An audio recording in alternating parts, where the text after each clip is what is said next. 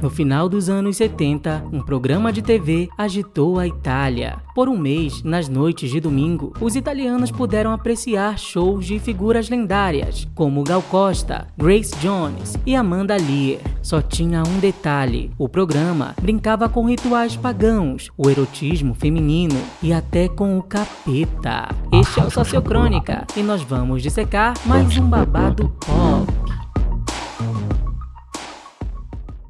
Em meados dos anos 70, o renomado produtor italiano Enzo Trapani recebeu um estranho telefonema no meio da noite. Segundo ele contou em entrevista, um homem educado e contido começou a reclamar para Enzo que não se sentia representado o suficiente na TV nacional e perguntou ao produtor por que ninguém estava escrevendo um programa sobre ele. Enzo então perguntou quem era ele e o homem apenas disse: "Veja, eu sou o diabo." Se a história era verdade ou apenas um truque criativo do produtor, nunca saberemos. Mas um ano depois dessa entrevista, realmente saiu um programa na TV aberta, onde com todas as letras, alguém gritava apresentando: "Senhoras e senhores, o diabo!" E em seguida surgia uma horda de duendes, gente fantasiada e dançarinas sensuais, com direito a peitos de fora.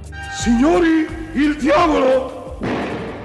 O ano era 1978 e tudo aquilo só foi possível porque em 75 o sistema de televisão pública na Itália passou por uma grande reforma, onde a principal emissora deles, a RAI, Rádio e Televisão Italiana, deixou de ser controlada pelo governo e passou a ser financiada pelo parlamento italiano.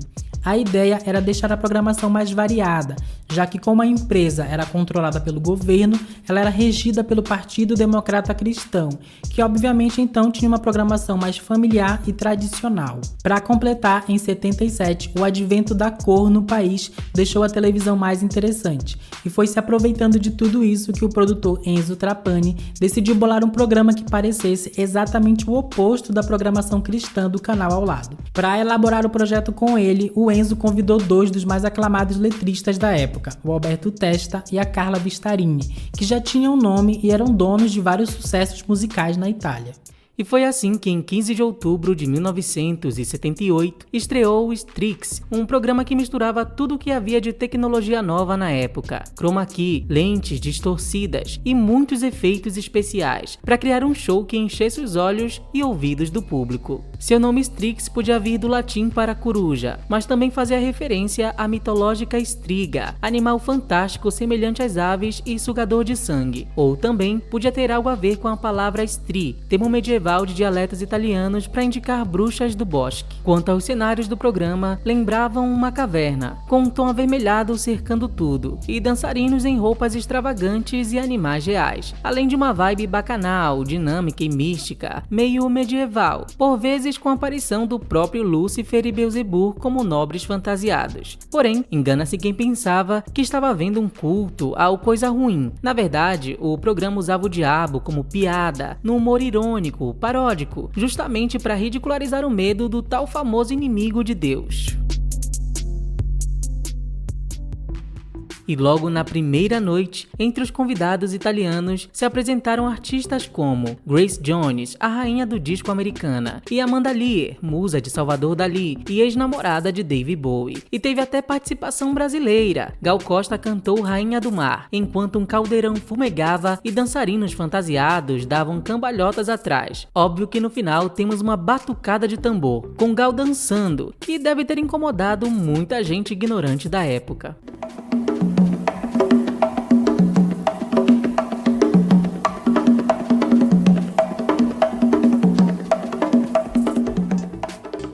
De fato, o Strix tinha um quadro dedicado ao Brasil e à Índia, e Gal Costa foi uma presença fixa em todos os episódios de 1 hora e 20 minutos que foram ao ar. Agora vamos entrar no mundo da magia do macumba. Cumba macumba, o do sal, o do sal.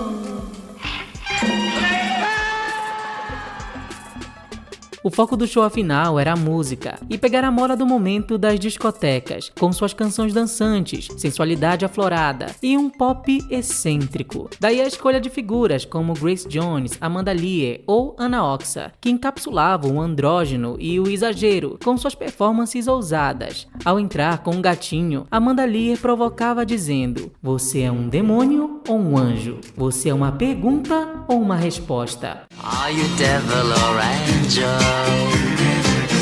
Are you question or answer? Já Grace Jones exalava misticismo e poder. De capa preta a sutiã e calcinha, ela cantou numa tigela de cristal, rodeada de bolhas e tomando banho, ou rodeada de bichos e um cara seminu como Cristo.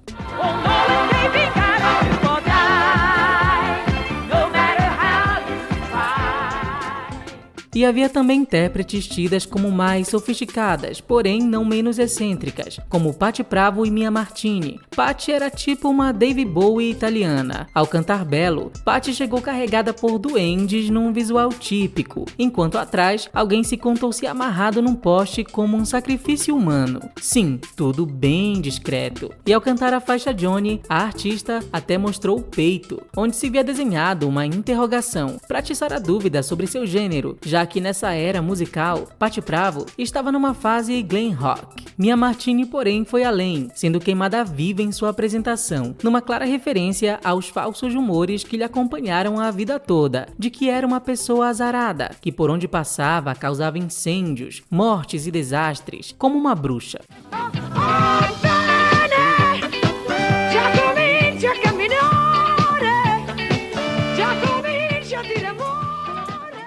Já Gal Costa e Asha Puthli, uma artista indiana, por não serem de lá, entravam na caixinha exótica da noção europeia. Isso porque o programa tinha essa ideia de exaltar a beleza feminina, sem tabus. Nossos nus nunca são gratuitos, partem de uma posição cultural, e então a nudez não se equivale ao mal, ao pecado. Se defendeu na época o diretor da emissora, Máximo Ficheira. Mas o programa também tentava educar, e com embasamento.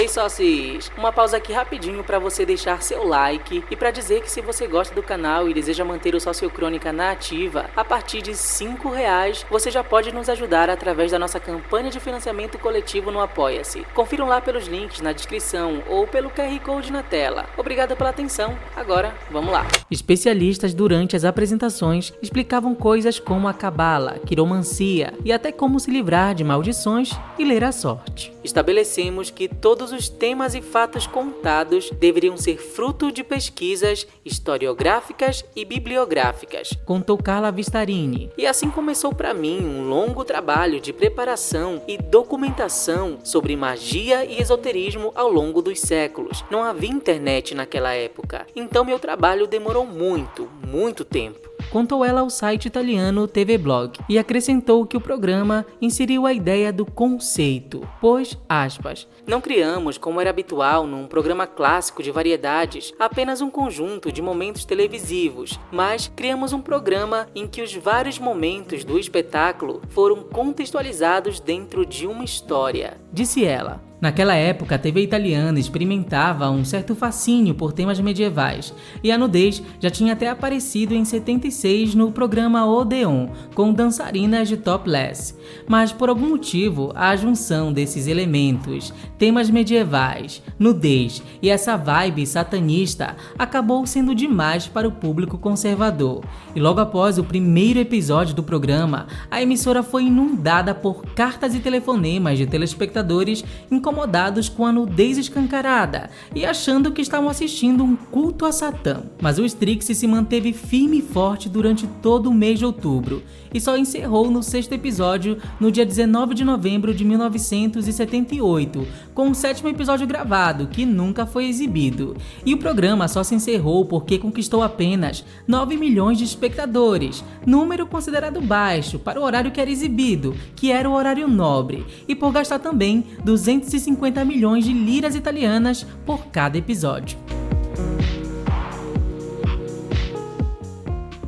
Ainda assim, Strix foi bem recebido pela crítica, e o programa ganhou muitos prêmios, incluindo um prestigiado no Festival Internacional de Televisão na Suíça, por melhor programa de variedades da televisão. Strix virou referência para programas futuros na Itália. Como todo show experimental, o programa era de fato bizarro, mas nem tanto por zombar do demônio e ter artistas trajando vermelho, e sim por causa de suas edições caricatas, citações de poemas em línguas antigas e músicas de inspiração medieval. Só a abertura do show era de arrepiar os mais incautos.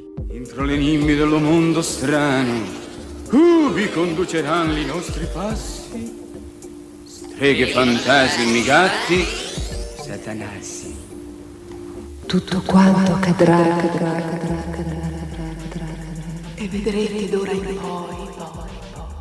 Curiosamente, foi esse paralelo entre a arte e o satanismo que inspirou o programa, pois como disse seu criador, o Enzo Trapani, a TV Sorrisi Canzoni, os artistas sempre foram queridos pelo diabo, tanto que, até muito recentemente, não podiam ser enterrados em solo sagrado. O que Enzo não esperava é que passados mais de 500 anos do fim da Idade Média, muitas pessoas ainda não saberiam ver ninguém tirar sarro do diabo, como se o temor delas pelo vermelhinho fosse quase igual ao temor que sentem também por seu próprio Deus.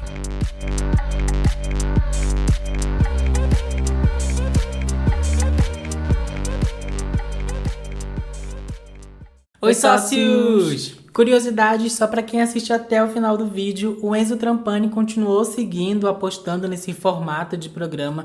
Inclusive ele foi além e dizem que no outro programa que ele fez depois, ele chamou uma atriz pornô para contar contos de fadas para crianças. E todos os programas tinham essa pegada medieval, renascentista, como se parecesse um sonho. E ele era meio que considerado um visionário lá na Itália por ter esse tipo de pensamento além, experimental, conceitual, para os programas de TV. Mas infelizmente, lá pelos anos 80, ele começou a ficar meio paranoico. Então dizem que o Enzo ficou muito preocupado com a idade, ele ficou com medo de envelhecer e não conseguir colocar as ideias dele para fora. Ele tinha esse medo de ficar velho demais e ter muitas ideias que ele nunca ia conseguir concretizar.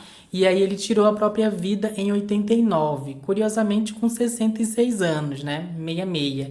Então aí tem esse final, esse plot meio macabro no final da história. Então, é isso aí, sócios, fica o mistério no ar. E se você já conhecia o programa, comenta aí pra gente e fala, e também o que achou do vídeo. E caso tenha curiosidade em querer assistir, a gente vai deixar aqui o link na descrição com todos os 6 episódios que estão disponíveis na internet. Então, se você quiser ir lá assistir, vai estar na descrição do vídeo, porque vale até a pena também pelo fato de ter a Gal Costa. Ela participou de todos os 6 episódios do programa, então eu acredito que vale muito a pena por isso, né? Tinha um certo investimento nas apresentações delas, então é bem icônico porque a maioria das divas acho que são mulheres, se não me engano todas as artistas que se apresentaram são mulheres, e a Gal está em todas, ela cantando várias outras músicas dela, então vale a pena conferir lá pelas divas dessa época. Lembrando, vai estar tudo na descrição do vídeo. Também não esqueça de deixar o like, de compartilhar também pelas redes sociais ou com alguém que você gosta, e também de nos seguir nas redes sociais, que é @sociocrônica em todas. É isso aí, sócios, muito obrigado pela companhia de vocês, obrigado aos apoiadores, obrigado aos membros e obrigado a você que está aqui com a gente todo final de semana, e até a próxima. Tchau!